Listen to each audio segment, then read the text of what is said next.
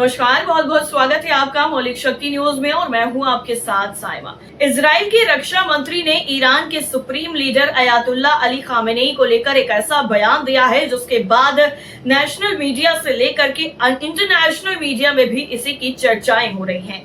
इसके साथ ही कुछ और चीजें भी सामने आ रही हैं जो ईरान और इजराइल के मुद्दे को और ज्यादा हवा दे रही हैं। तो क्या कुछ है पूरा मामला, चलिए आपको विस्तार से समझाते हैं। दरअसल इजराइल की रक्षा मंत्री इजराइल काट्ज ने एक सनसनीखेज बयान में ये खुलासा किया है कि हाल ही में इजराइल और ईरान के बीच हुए 12 दिन के युद्ध के दौरान इजराइल का इरादा ईरान के सर्वोच्च नेता अयातुल्ला अली खामेनेई को खत्म करने का था।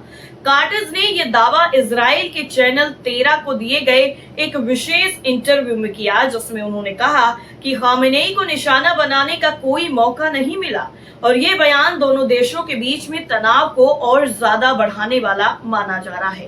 काट्ज ने अपने साक्षात्कार में कहा है कि हम खामेनेई को खत्म करना चाहते थे, लेकिन इसका कोई मौका नहीं मिला। उन्होंने ये दावा किया है कि खामेनेई को इस योजना की भनक लग गई थी, जिसके बाद वो जमीन के बहुत नीचे छिप गए और इस्लामिक रिवॉल्यूशनरी गार्ड कॉर्प्स यानी IRGC के कमांडरों के साथ संपर्क तोड़ लिया, जो इजरायली हमलों के पहले झोंके में मारे गए थे। काट्ज ने यह भी साफ किया है कि खामेनेई को मारने के लिए इजराइल को अमेरिका से इजाजत लेने की जरूरत नहीं थी। उनके इस बयान से उन खबरों का खंडन भी होता है जिसमें यह कहा गया था कि वॉशिंगटन ने इस हत्या की योजना को वीटो किया था। ये बयान हाल ही में इजराइल और ईरान के बीच हुए युद्ध के बाद आया है और ये संघर्ष तब खत्म हुआ जब अमेरिका ने मध्यस्थता में युद्ध विराम कराया यानी सीज फायर कराया और जब ईरान ने अमेरिकी हमलों का जवाब कतर के अल उदेद एयरबेस पर मिसाइल हमले से दिया, जहां अमेरिकी सैनिक तैनात हैं। तो इस युद्ध के दौरान अमेरिका ने ईरान के परमाणु जगहों ओर्दू, नतांज और इस्फहान पर बमबारी की थी। इसके असर को लेकर विरोधाभासी रिपोर्टें सामने आई हैं। खामेनेई ने यह दावा किया कि अमेरिका ने उन हमलों के असर को बढ़ा चढ़ा कर बताया। ईरान ने युद्ध के बाद जीत का दावा किया, ये कहते हुए कि उसने इजराइल के मंसूबों को नाकाम कर दिया। इजराइल तेहरान के परमाणु और बैलिस्टिक मिसाइल कार्यक्रमों को खत्म करना चाहता है। इजराइल ईरान तनाव की मुख्य वजह क्या थी, चलिए ये भी बता देते हैं। दरअसल इजराइल और ईरान के बीच में लंबे समय से तनाव चला आ रहा है, जिसका मुख्य कारण ईरान का परमाणु कार्यक्रम और क्षेत्रीय प्रभाव है।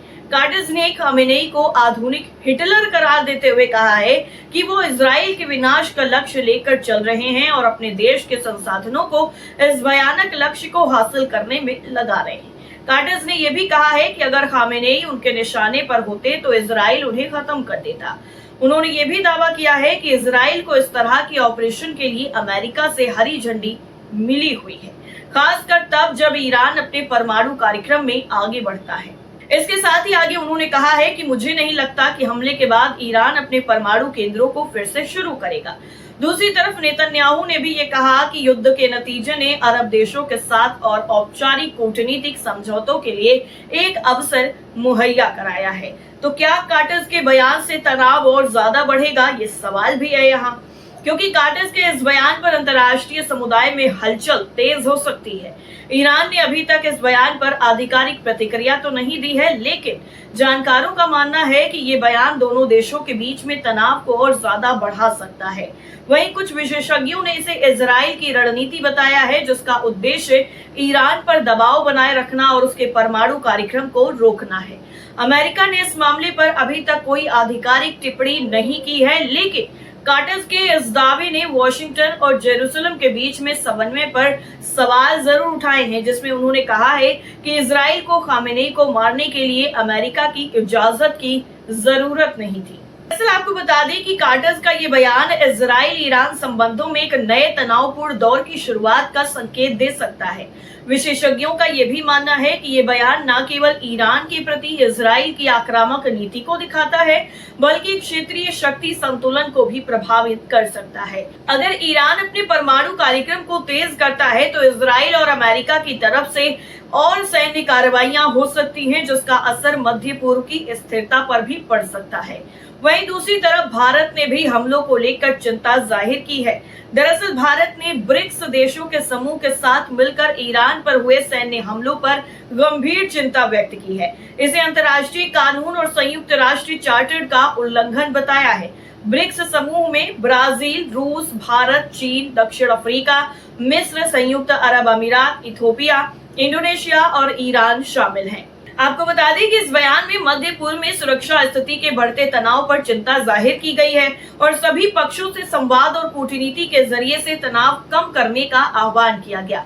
हालांकि भारत सरकार ने इस हमले की सीधे निंदा नहीं की थी, जबकि ईरान ने उससे ये रिक्वेस्ट की थी। अलबत्ता पीएम मोदी ने ईरान के राष्ट्रपति को फोन करके सारे हालात पर चिंता जाहिर की थी, लेकिन निंदा नहीं की। प्रधानमंत्री नरेंद्र मोदी 5-6 जुलाई को रियो डी जनेरिया में होने वाले ब्रिक्स शिखर सम्मेलन में भी भाग लेने के लिए यात्रा करने वाले हैं और इस बयान से ठीक 10 दिन पहले भारत ने शंघाई सहयोग संगठन यानी SCO के उस बयान से खुद को अलग कर लिया था, जिसमें इजराइल की तरफ से किए गए सैन्य हमलों की निंदा की गई थी। भारत ने 13 जून को अपनी स्थिति स्पष्ट करते हुए कहा था कि वो संवाद और कूटनीति के जरिए से तनाव को कम करने की वकालत करता है।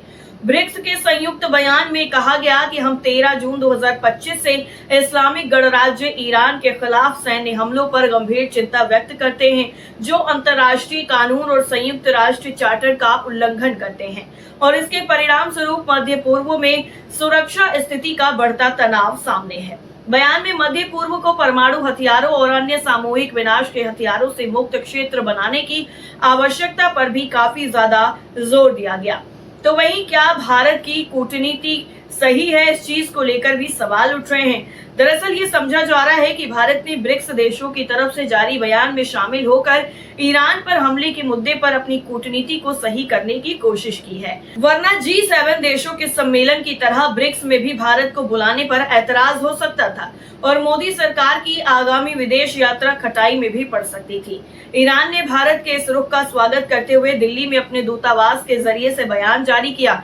इसमें भारत के स्वतंत्रता प्रेमी नागरिकों, राजनीतिक दलों, संस्थानों और अन्य लोगों को धन्यवाद दिया गया, जिन्होंने इजराइल और अमेरिका की तरफ से किए गए सैन्य हमलों के खिलाफ तेहरान का समर्थन किया।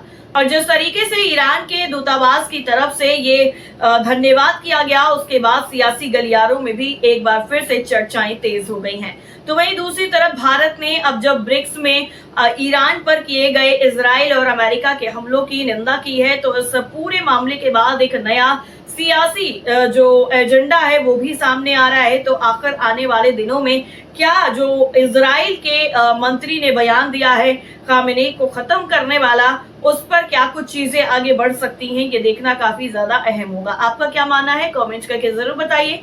बाकी खबरों के लिए आप जुड़े रहिए मौलिक शक्ति न्यूज के साथ। नमस्कार।